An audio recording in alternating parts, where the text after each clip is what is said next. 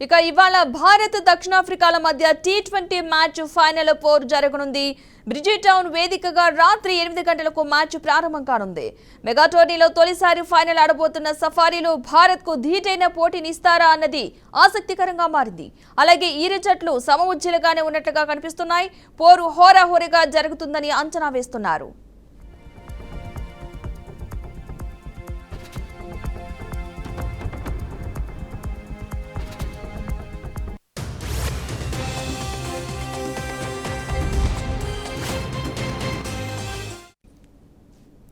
భారత్ రెండోసారి world cup ను గెలవాలని తహతహలాడుతోంది. 2007లో టీ20 వరల్డ్ కప్ ను భారత్ గెలుచుకుంది. ఇప్పటి వరకు సౌత్ ఆఫ్రికా ఒక కప్పు కూడా గెలుచుకోలేదు. అందుకే ఈసారి కప్పు కొట్టాలని దక్షిణాఫ్రికా కసి ఉంది.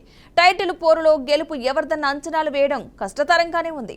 బలాబలాలను చూస్తే రెండు జట్లు ఈ వరల్డ్ కప్ ఓటమి ఎరగకుండా వరుస గెలుపులతో ఫైనల్స్ లో ప్రవేశించాయి. మరి ఈ రోజు ఎవరిది పై చేయి అన్నది ఆసక్తికరంగా మారడంతో క్రికెట్ ఫ్యాన్స్ ఆసక్తిగా ఎదురు చూస్తున్నారు.